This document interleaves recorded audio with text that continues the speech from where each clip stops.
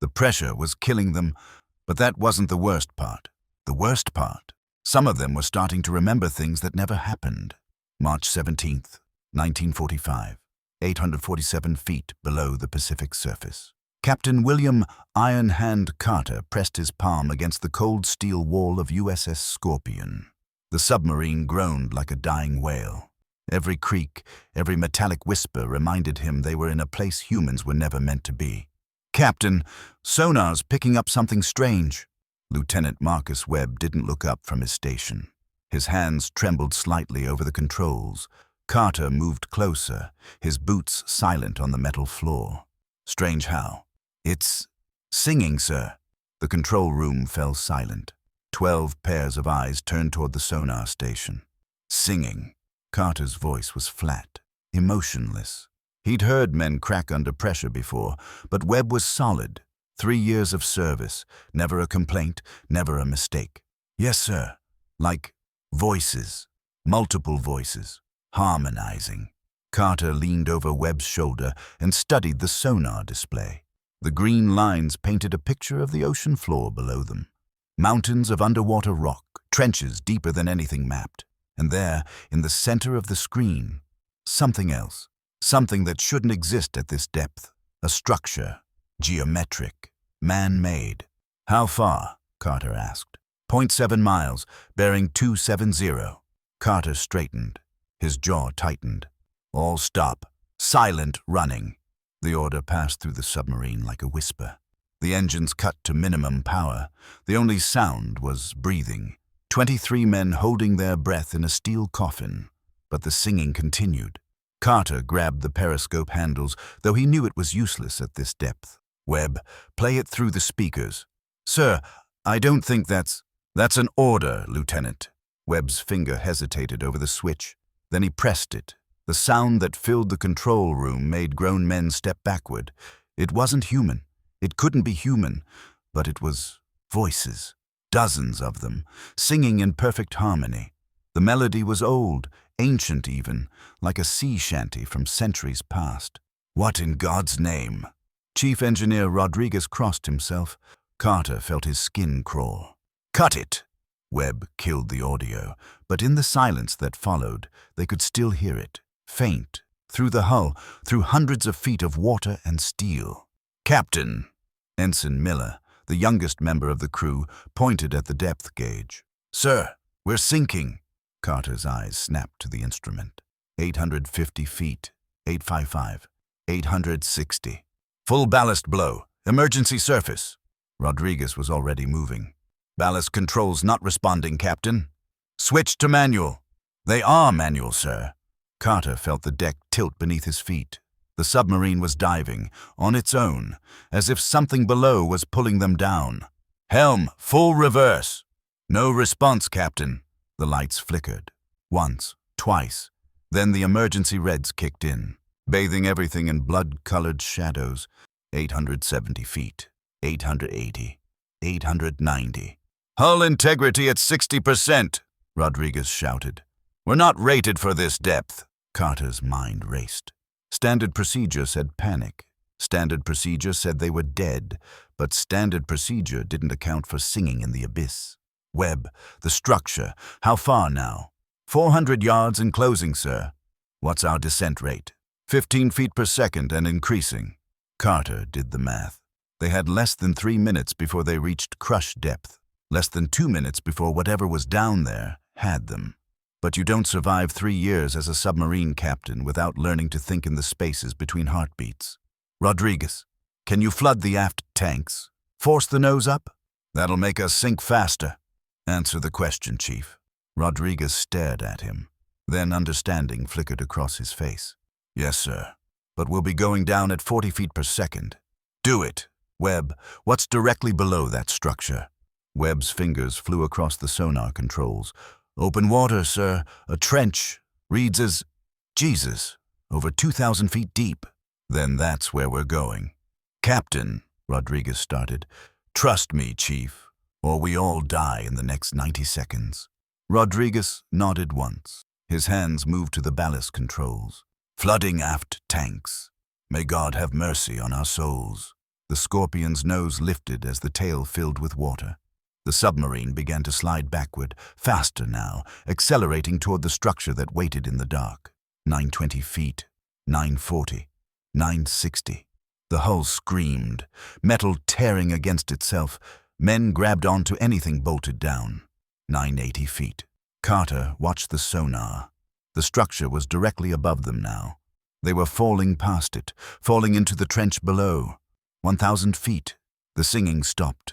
Everything stopped. The submarine hung in the water like a held breath. No sound, no movement. Even the creaking hull went silent. "What just happened?" Miller whispered. Carter didn't answer. He was staring at the sonar screen, at what the sonar screen was showing him.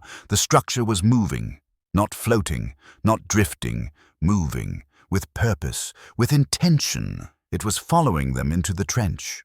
"Captain, I'm getting a reading on that structure now." Webb's voice was hollow. "It's not a structure, sir." "Then what is it?" "It's a ship, wood and iron, dating back to—" "Sir, this is impossible. The design matches vessels from the 1740s. Carter felt ice in his veins. "How is a wooden ship surviving at this depth?" "It shouldn't be, sir. The pressure should have crushed it centuries ago." "But—" Webb turned to look at him. The young lieutenant's face was white as bone. "But it's not just surviving, Captain. According to these readings, it's full of air. There's an atmosphere inside that ship." The control room erupted in panicked whispers. Carter silenced them with a look. "How close?" 60 yards in closing." "Can we outrun it?" "Our engines are still not responding to commands, sir. We're at the mercy of the current." Carter moved to the periscope station and grabbed the intercom. "All hands, this is the captain. Secure all stations for collision. This is not a drill." He released the button and looked at Webb. "Tell me everything that sonar is showing you." "The ship is matching our descent exactly, maintaining a fixed distance of 50 yards. It's herding us, sir." "Toward what?" "The bottom of the trench. There's something down there." "The sonar can't get a clear reading, but—" The lights went out. Complete darkness. The only sound was breathing, and the tick-tick-tick of the depth gauge still somehow working. Then in the blackness, light appeared. Not from inside the Scorpion, from outside. Through the periscope lens, Carter saw it. Lanterns, dozens of them, hanging from the wooden ship that glided through water that should have crushed it to splinters. And in that light, he saw them. Men, walking on the deck, moving with purpose, dressed in clothes from another century. They were looking at him. One of them waved. The lights inside the Scorpion flickered back on. 1,200 feet, Rodriguez whispered. "We're past crush depth. We should be dead." "But we're not," Carter said. He couldn't take his eyes off the ship, off the men who shouldn't exist. "Captain, I'm getting a transmission." Webb adjusted his headset. "Audio only. It's coming from that ship." "Put it through." Static filled the speakers. Then a voice. Clear, crisp, English, with an accent Carter couldn't place. "USS Scorpion, this is Captain Jonathan Graves of His Majesty's ship Perseverance. Welcome to the Deep Fleet." Carter picked up the radio handset. His hand was steady. "This is Captain William Carter. Identify yourself and your intentions." A laugh, warm, almost friendly. "Identify ourselves?" "Dear Captain, we've been here for 203 years. The question is, what are you doing in our waters? We're on a military operation. We have no quarrel with you." "No quarrel? You're hunting a Japanese submarine base, are you not? Trying to end your little surface war?" Carter felt his blood run cold. That information was classified. Top secret. Only 5 men on the Scorpion knew their true mission. "How do you know?" "Captain Carter, when you spend 2 centuries at the bottom of the ocean, you learn things. You hear things. The water tells us everything." A pause. "And the water told us you were coming. What do you want?" "The same thing you want. To survive. To complete our mission. You see, Captain, we made a mistake. Back in 1742, we pursued a Spanish galleon into these waters. We were so focused on the prize, we didn't notice the storm, didn't notice the current pulling us down. By the time we realized what was happening, it was too late. That doesn't explain how you're alive." "Alive?" Another laugh, but this one had an edge. Is that what you think we are? No, Captain, we're not alive. We're not dead either. We're something in between. The pressure down here, it does things, changes things, preserves things in ways that don't follow your surface rules. Carter looked around the control room. His men were listening to every word. What do you want from us? A trade. You help us, we help you. Help you with what? Escape. You see, we've been trying to rise for 200 years, but the ocean won't let us go. It keeps pulling us back, but your submarine has machinery we never dreamed of. Power we can use. And in return, we show you where the Japanese base is. We've watched them build it over the past year, seen their submarines come and go. We know their schedules, their defenses, their weaknesses. Carter's mind raced. This was impossible, all of it. But the depth gauge didn't lie. They were at 1,400 feet and still descending. The hull should have imploded. His men should be dead, but they weren't. How do I know you're telling the truth? You don't. But ask yourself this, Captain. If we wanted to destroy you, would we be talking? Or would we have let the pressure crush your boat an hour ago? Carter felt Webb's eyes on him, felt the weight of every man on the Scorpion waiting for his decision. What's the plan? He asked. Meet us on the ocean floor. There's a cavern. Air pocket. Been there since before time had a name. We'll talk face to face. Human too. Well, face to face. And if I refuse? Silent. Long enough that Carter thought the transmission had cut out. Then you'll join us, Captain. Down here. Forever. The ocean has its rules. And one of those rules is simple. Nobody leaves. Not without permission. The radio went dead. Carter stood in the red emergency light, holding a silent handset, staring at a wooden ship that glided through the abyss like a ghost. Captain! Rodriguez's voice was barely above a whisper. What do we do? Carter looked at the depth gauge. 1,600 feet. Still falling. He thought about his orders, about the war above, about the 22 men whose lives depended on his next words. He thought about his wife in San Diego, about the promise he'd made to come home.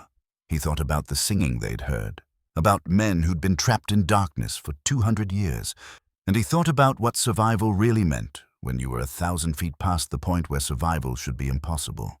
We go down, he said. We meet them. Sir, that's an order. Rodriguez, cut all remaining ballast. Webb, send a message to Pacific Command. Tell them we've made contact with the target. Radio silence until further notice. Captain, regulations state... Regulations don't apply down here, Lieutenant.